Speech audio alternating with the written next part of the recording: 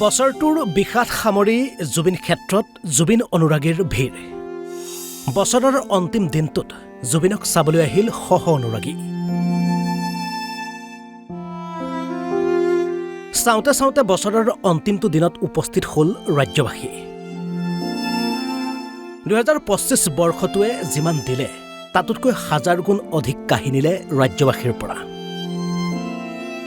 হয়তো ৰাজ্যবাসীক দাঙিব নোৱাৰা এক বেদনা এটাৰ ভৰ দি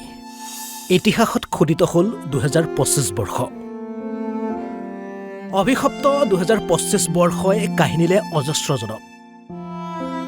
নোহোৱা হোৱা সেই অজস্ৰজনৰ ভিতৰত বিশেষতকৈ বিশেষ আছিল প্ৰাণৰ শিল্পী জুবিন গাৰ্গ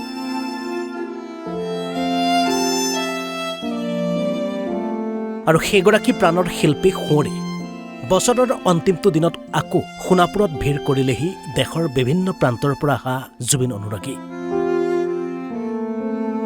जुबिन सर के बहुत हम फैन हैं बहुत भक्त हैं मैं भी एक छोटा खाटा सिंगर हूँ इसलिए उसका गाना हम फॉलो करता है हम कलकत्ता से आया है बहुत दुख हो रहा है इसके लिए ऐसा हुआ कैसे हुआ इसलिए और कुछ नहीं बोल सकते हम न्याय के बारे में बोल चाह रहा हूँ उसके न्याय मिलना ही चाहिए ज़रूर मिलना चाहिए मेरे आंसू निकल रहे हैं क्या करूँ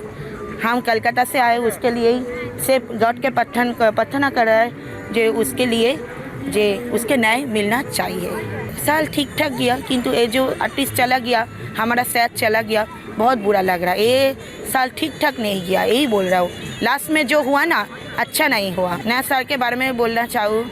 सब लोग अच्छे से ठीक ठाक चलिए जुबिन सर के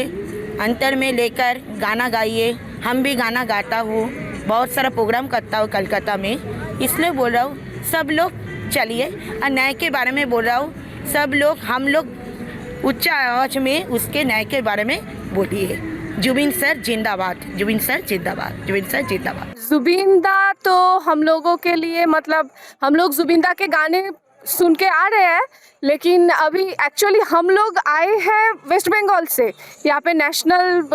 चेस टूर्नामेंट चल रहा है इसीलिए यहाँ पे आए हैं तो यहाँ पे जब आया है असम का इतना क्रेज़ है जुबिंदा के लिए और हम सब लोग इंडिया जितने भी इंडियन हैं उनके लिए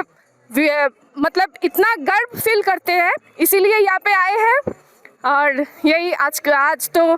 मतलब लास्ट डे है 2025 का अभी इस दिन हम लोग यहाँ पे आए हैं सब लोग घूमने यहाँ पे देखने बहुत ही अच्छा लग रहा है অতি মৰ্মান্তিক আচলতে আমি এনে এটা ঘটনা কামনা কৰা নাছিলোঁ জীৱনত আমি অতিশয় দুখিত অসমীয়া হিচাপে এজন মহানায়কৰ এই 25 চনত এজন মহানায়কৰ বৈকুণ্ঠক আমি হ'ল আমি তেখেতৰ আত্মাৰ সৰ্গতি কামনা কৰিছোঁ সঁচাকৈ আমি এনেকুৱা এজন ব্যক্তি আৰু বিচাৰি নাপাম হয়তো এই জন্মতো নাপামেই আৰু হয়তো অসমত এনেকুৱা এজন জন্ম নহ'ব চাগে কিন্তু কম আজি দুখৰ বিষয় আচলতে অন্তিমটো দিনত আমি তেখেতৰ আত্মাৰ সৰ্গতি কামনা কৰিছোঁ আমি বিশ্বনাথ চাৰিআলি পৰা আহিছোঁ আমি এটাই আশা কৰিম অসমখনত যাতে শান্তি শৃংখলা বজাই ৰাখে সকলোৱে হাঁহি থাকে সকলোৰে মনত যাতে আনন্দ উপভোগ হয় এইটোৱে কামনা সকলোকে আমিতো ন্যায় কামনা কৰিছোঁ জুবিন দাই এই আচলতে 25 বছৰতে পাব লাগিছিল 25 চনতে যদি নাপালে তথাপিও আমি সকলোৱে এটা কামনা কৰিম 26 চনত যাতে চৰকাৰে জুবিন দাৰ ন্যায় প্ৰদান কৰে আমি এইটোৱে কামনা কৰিছোঁ সোণাপুৰৰ পৰা নাৰায়ণ কোডৰ ৰিপৰ্ট অসম লাইভ 24